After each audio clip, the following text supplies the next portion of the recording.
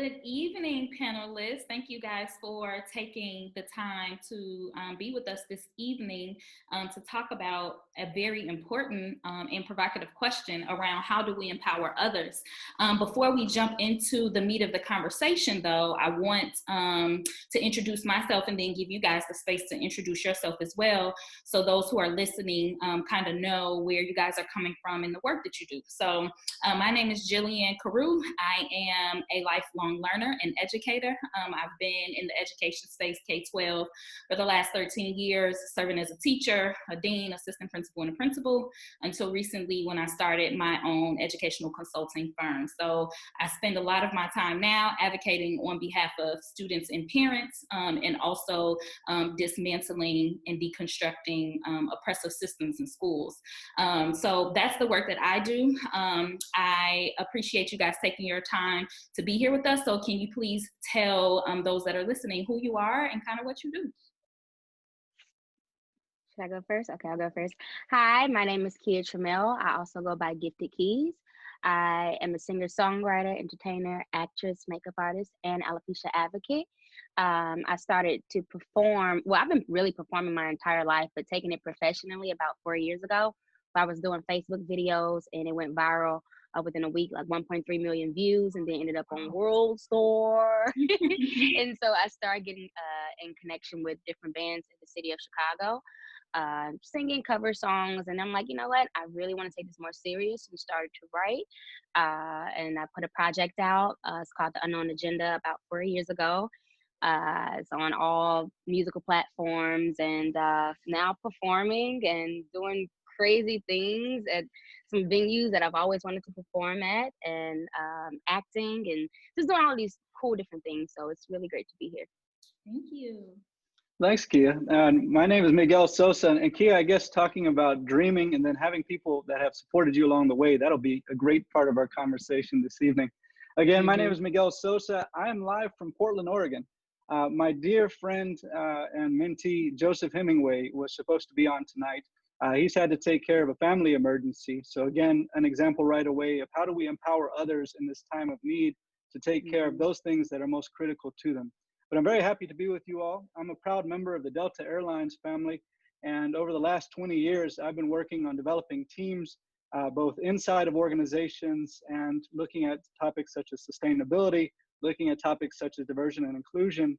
And empowerment has always been a common theme to help bring people up, but also to learn along the way and have that sort of support from both my families and the folks that have helped pull me to be where I am. So looking forward to today's conversation. Thank you so much, Jillian, for having us both. And I'll turn it back to you, Jillian.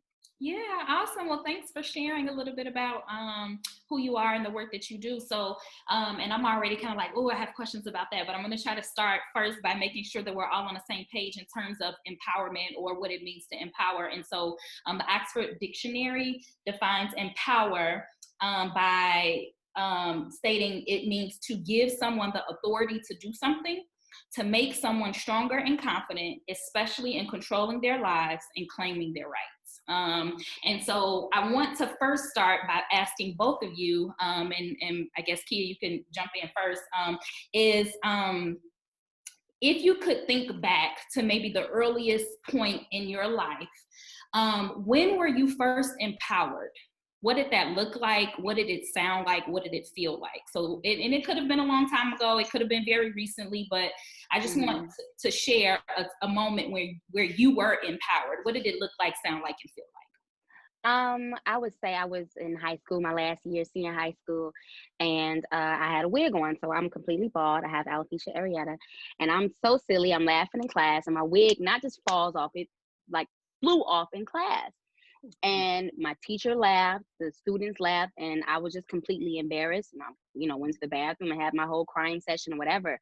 And so the next morning, I woke up really early and just shaved off the rest of the hair that I had. And for me, it was just like, yeah, like you can't take that joy away from me, or you can't take that thing that I'm trying to hold so close to me away from me anymore, because I, have claimed this confidence.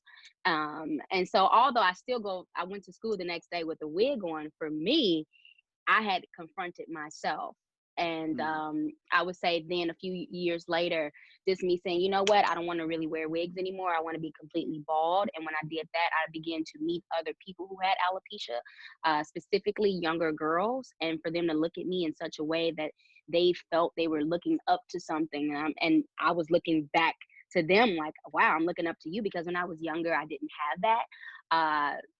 Would be my moment. what's the word? Moment, yes. Oh, that's definitely an empowering moment. Thank you for sharing. Miguel, what about you?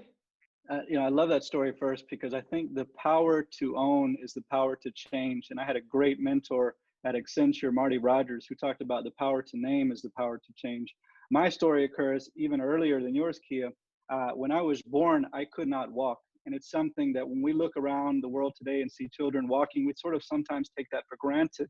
I could not. And if it were not for my mother being just a steadfast advocate for trying to find ways for me to do that, I recall being tossed into those pools that athletes recover from and learning how to use my arms and legs to be able to move forward, and having that constant reaffirmation that sticks with me today, that you can overachieve and overcome. Thanks to my mother and to my father, to being sort of advocates for me and empowering and having this vision to not let go. Today, I'm very blessed. I just got back from a social distantly safe bike ride, dancing salsa, exploring the world. And it all started because of that empowerment and that belief that we can do something together. Wow. That's awesome. Both of you all shared really incredible and intimate stories. So I appreciate your vulnerability and your transparency in that. So thanks for sharing about your experience in being empowered. I want to shift a little bit now towards how you actually empower others. Like, what does it mean for you to be in your role? You're both doing pretty incredible work. You're an advocate, Keya and Miguel. Delta Airlines is huge. I'm sure your DEI work there is really important. And so we know that we can't do this work alone. And in order to move the needle, we have to empower others. Well, what does that look like for you? For me, it's, not just performing, but when I'm out, I'm going to always stay true to me.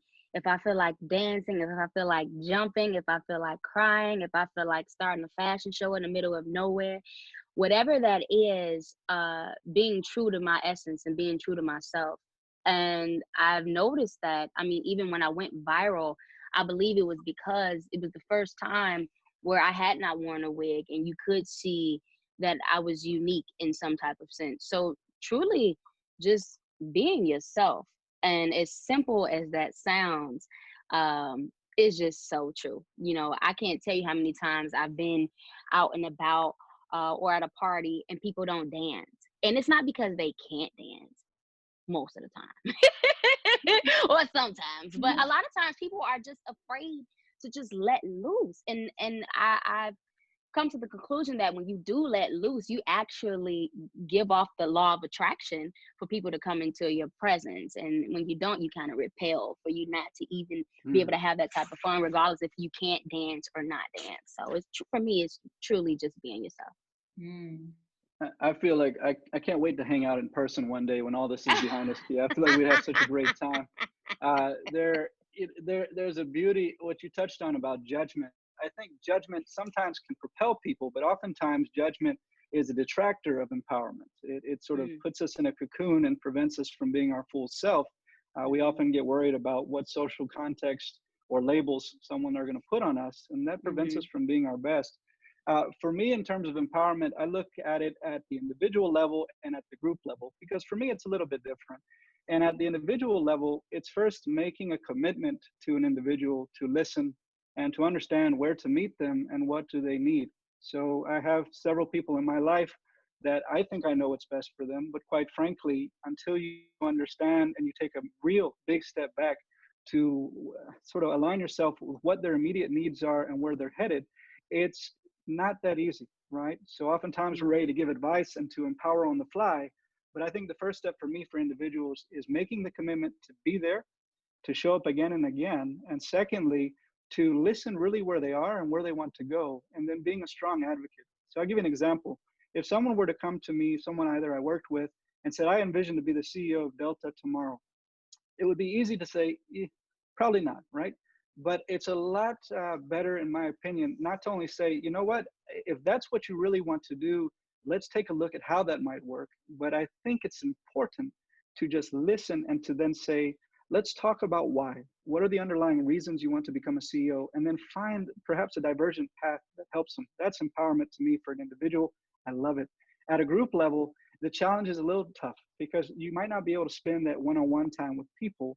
So for what I try to do at a group level is take a theme that I'm passionate about, so sustainability, and then talk to an audience in an objective manner that tries to present facts as well as why I'm passionate about it, and help bring them on a journey, not with the mission or goal of converting everybody, because I don't think that's realistic nor appropriate, but to help inform is a way of empowerment. And for groups, that's what I try to do. Lead by example, help people make choices that are good, and hopefully strive for a better society together. So I enjoy that.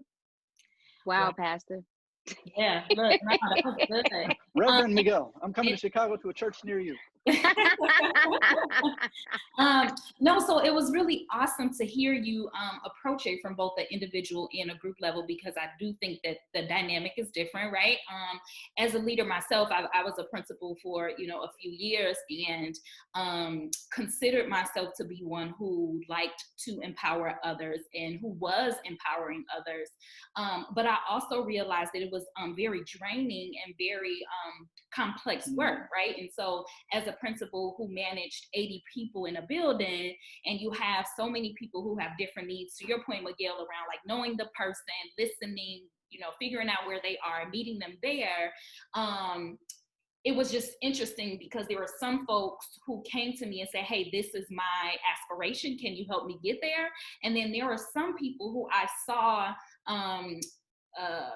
potential or qualities in them, and I wanted to empower them, but they didn't necessarily want to be empowered.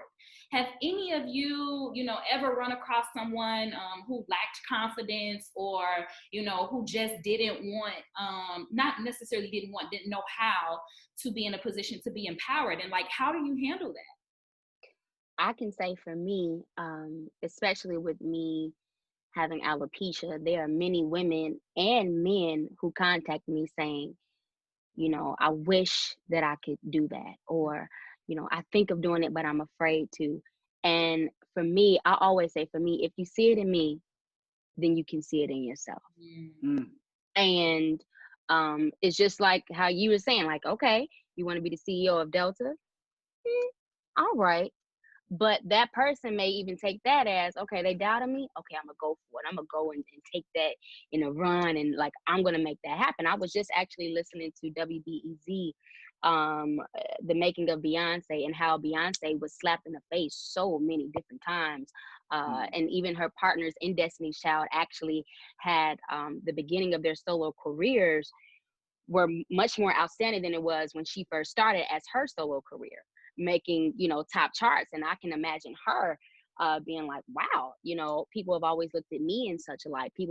I've always helped others when it came down to vocals, or believing in them when they didn't have, you know, this certain ability or whatever. And for her to finish last is just like, you know, it can be stifling to your spirit and to your energy. But to people who don't want to be empowered, that kind of gets me stuck there, because it's either I'm afraid to be empowered, or I want to be empowered, not I don't want to be empowered. And so, you know, for me, I think it's best for me to just always just be honest with where I was. Hey, it took me 18 years to be able to get to a place where I could shave my head. You're just seeing me now. And when people see that, like, oh, wow. So on Instagram, you know, it seems so right now, but under the dirt, you've been in it for some time. You know, my first wigs, I was in first grade, and I've always experienced my wigs falling off. I've always experienced feeling different. And so when people can feel like they can connect with you, just when you can meet them where they are, they'll be like, you know what? I might be able to take my wig off, or I might be able to just show my husband that I'm bald, or that I have alopecia, or I might be able to go to class and stand up for myself and say, this is who I am, regardless if it's alopecia or learning deficiency, or whatever it is. So Yeah, thank you for sharing. Uh, Miguel, what are your thoughts? I have thoughts, but I think I'd love to hear from you, Jillian. I thank you for being opening to allowing us to have a comment. But what about for you, Jillian? Yeah, yeah. no. So it was really interesting to me, and I won't say that I think I ever figured it out, but I think when I felt a special affinity to someone. So for example, as I mentioned, my role as a principal, I saw teachers who I'm like, you have the vision, you have the capacity to lead a school. Like, your control right now is with a small group of kids, but I could totally envision you being someone who's impacting hundreds and thousands of students. And so, no matter how much I try to encourage them to harness the confidence that they had in the classroom, they just did not see what I saw in terms of their capacity to lead at a higher level. And so when I had that special affinity for those folks, I just made sure that every day I was pouring into them, just letting them know, like, this is awesome. Like, did you see this? Or like, if I'm doing observations in their classroom, I'm just like, okay, so what happened in there? And they're like, oh, the kids were this and this. And now I'm like, yeah, the kids were, but what were you doing that was awesome, right? Like, trying to get them to point to their own successes to try to hopefully build their confidence is the way in which I try to empower them. I can't say it always worked, but I will say that I felt compelled to continue to pour into them, and I was planting the seed. And who knows, maybe down the line, they will be the principal that I, said that they, were more than capable of being. And so sometimes it's just recognizing that you may just be planting the seed. It might take a long time to actually see the flower blossom. Well, I love concur. hearing that. And I thinking concur. about blossoming, there's such a beautiful dichotomy and blend of nurture, and how do you take nurturing and empowerment together? And I think about your question about those that don't want to be empowered. And Keya, I appreciate the way that you answered that. I look at it as well from sort of that Maslow's hierarchy of needs, right? And maybe empowerment is simply making sure that someone has a safe place to come to, or a safe place to live, or has access to food, or has access to the basic necessities of life, so that you can then get to that next level of what do you want to do with your career? What do you want to do to sort of take away judgment from the things that are really holding you back? So for empowerment to me is a chronological things that are going to change across a lifetime. Where do you find that person, and how do you help them in that moment? Again, as Keya was saying, and as you shared, I think is a critical takeaway today. Being able to understand what a person needs right now and then, and how does that sort of equate to a longer trajectory of support and empowerment is I think, very key. Good stuff, Miguel. Yeah. And Jillian. Do either of you guys have questions that you want to pose to each other or to me that I didn't ask already around empowerment? What happens when the empowerer does not feel inspired to empower anymore? And what do you do, to find that? Sources of inspiration. What a wonderful question at this current time, right? Yeah. I know that I've talked to many people that are leaders in whatever definition we want to use, and being indoors and not being able to participate has drained their ability to be creative. And I think one of the keys is, if you are gaining empowerment from others, and there are people that have been empowered, what is the conduit for you to re-inspire? And the thing that I love about mentor-mentee relationships, or even leader and employee relationships, is that if you're a great leader, a great manager, you have to leave room for others to support you. Oftentimes, I think we take leadership and being empowered to say this is the holy grail. We can never show weakness. We can never ask others to join us in our march, because that's not what people do. I think the reverse. I think you cannot go on a journey unless you have others that are going to inspire you left, right, up, and down. And it's pretty remarkable to see in this time where this is really rough for everyone. It's really remarkable to see the little things, the 7 o'clock, banging of the pots to support the service personnel, the random phone call that you make to someone you haven't talked to in years just to check in on them.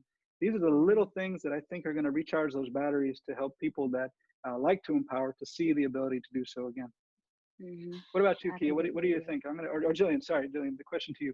Oh yeah, no, I totally agree. And I think where I was going, Miguel, was like, sometimes I just can't. And like, it took so long for me to be able to say, like, I have nothing left right now. I need to make sure that I do whatever I need to do, whether it's that's being in my word, because I'm a believer, or if that's, you know, exercising the way that I need to, like getting back to me. Because oftentimes when I feel like I'm drained and have nothing left to give, it's an indication that I've been pouring so much into others and haven't been pouring into my own self. And so I have to actually be honest with myself so that I can then be honest with others to say, hey, like I really need to recalibrate. Like, and to Miguel's point, I think when we give ourselves permission to care for ourselves, then it also helps those who are looking up to us to see that it's okay to not have it all together all the time. Like I always say, it's okay to not be okay. You know, we often pass each other, you know, on the street or wherever. Oh, how are you doing today? And people are like, oh, good, keep going. But like, do we really want to know how people are doing? Like, do we really take the time to like, do we even have the time to stop and listen? And so I think that I've made it a point to just flat out say, hey, this is where I'm at. I need support. If there's something that I feel like they can do, then I'll ask for it. If not, I'll just say, hey, I need a moment. Thanks for understanding. And it always works out. And folks will, you know, come back and say, hey, I appreciate your transparency. Like now I know that, like, you know, it's okay not to be okay. And so that's just kind of how I have to resolve. And the fact that like, I won't always have something to give. And I can pull on those around me to give what I need so that I can replenish. That is completely, yes, the truth, at least for me, because as far as COVID-19 is concerned, or before then rather, I can tell you the last time I took a break, probably early 2019. And my family was like, here, you are working so hard. Even when I'm on vacation, I'm like, I'm working, I'm finding a venue, I'm performing, I'm doing something. And then I got into theater. I got in the lead role as Tina Turner for a theater production, and I was there in rehearsals every single day. Even when if it was not a rehearsal, I was in the theater alone by myself. And when this happened, it's just like, oh God, what am I gonna do? How am I gonna do it? When am I gonna rehearse that? And I started to kind of freak out a little bit. And then it's just like, people are like, hey, you know, I got a request for a song. Can you do it on Instagram Live? I'm like, I don't want to be seen. I actually don't want to be seen right now. And you know, people don't understand that. But then I was like, you know what? I'm just gonna have to kind of stop posting or maybe go to Snapchat, you know, with my few little friends, and maybe just talk about my life. Or, you know, I get to read more, or I get to actually look at Netflix. I get to actually do Netflix and chill now. I get to, you know, just spend time with my family, or just be in a mirror and just play with makeup. Now I get to do that because I haven't had that time. What's interesting is that yesterday I was led to watch a movie called Elephant on Disney Plus. And the movie about the elephant is this: first they're at the Delta waters, and so the rivers are running and everyone's, you know, getting replenishment, they eating whatever they need to eat, but then those waters dry up, and so the elephants, they have to literally go through this entire cycle. And in the beginning, it's two sisters. One sister, she's leading, you know, the way, and in the middle of that way, the sister dies. So then the next, you know, sister has to take on that responsibility. And so for me, it's just like, okay, this is where my friends come to play. This is where my family comes to, you know, to play. I'm tired, even not just in my career place, but just in my mind. And I need to be able to connect with the people that I trust to maybe, you know, say, Keya, you know, here's the food that, you know, and remember when you did this, and, you know, you remember that you like this. And I'm like, dang, I do like that. Oh, dang, I do like this. And then that reminds you of the discipline. Yes, you're going to continue to work out. Yes, you're going to continue to stay on your diet. And then what happens is this circle, this drive, it'll take you right back to the Delta. It's so cool, Miguel, because I'm feeling like we're climbing together. Right, this is wonderful. To the Delta, to be replenished. And so you have to literally allow yourself to go through that cycle of life. And sometimes for me, even, I can kind of be a control freak where I want things my way. And when this happened, it's like, I really don't have control. And as you said, you're a believer. I'm a believer as well. So I'm like, you know what? Holy Spirit, creator, whatever you're going to call it, universe, thank you for this time. And, you know, I know that I'm going to get replenished. And now I feel replenished. Now I'm on here talking to y'all about delta, you know, and how to empower one another. And I think it's a beautiful thing. Yeah. I love this. The energy, like a great athlete, right? Preparing. Sometimes you just have to take care of yourself and build it back so that you can go compete for that gold medal in the Olympics, right? Exactly.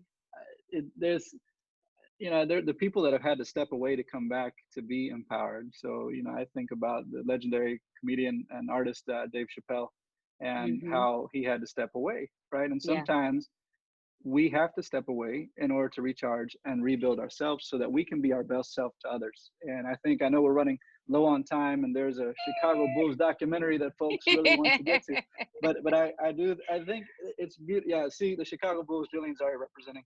I think the key is to be your best self. And maybe if we leave a sort of that last thought from each of us, and I'd be curious, remember to try to be your best self, whatever that looks like any given morning. And it doesn't have to be something formulaic, but trying to be your best self and then project that to be your best self for others, I think is really where empowerment begins. And how do you want to see the world improve, or to strengthen, or to look, you know, in a way that is supportive for many people? Starts with how you feel. And if you yourself don't feel like you're your best self, then reach out, find some folks that can help you to get there, and realize that this is not a journey by one person, but a journey amongst the three of us here and the hundreds and thousands of you watching and the rest of the world. We do it together. So absolutely beautiful to be able to spend this time with you all. Go ahead, Pastor. Yeah. Go ahead, Pastor. That was so amazing. I do want to make sure, though, before we get off, and I think you did a great job, Miguel, but if there is one other thing I was thinking about, either, and I think both of you kind of touched on this a little bit, but either ending with one commitment to yourself around empowering yourself during this time, or, you know, Keya, I don't want to put you on the spot, but if you want to give us a little note to show folks how you are empowering yourself currently in the moment. Ooh, yeah.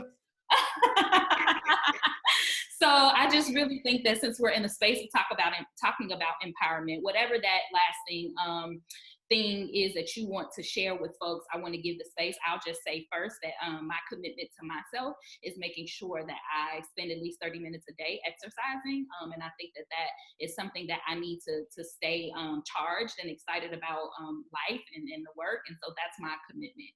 Whatever it is that you want to share, that both of you guys on our way out, we have about 2 minutes left. So yeah, what's our lasting thought? I'll go first so that we can end with lovely music if that's what happens. But I just think my commitment is, number one, to follow up with you both, just to get to expand the world that I know and to learn. I've really enjoyed this thoroughly. Also to reaching out every day to people that maybe I haven't spoken with recently, just to make sure they're doing well. And then finally, I'm trying to learn French, you know, trying to learn, become more educated, and be able to share knowledge across different cultures is something important to me. So excited to be a part of this. I'm going to leave it now with Keya to bring us home. We're gifted keys. Let's go, Mama. For me, definitely, for me to be even able to sing, constantly working out, doing my green smoothies, drinking my tea and my alkaline water, and I'm gonna end it with next to blow.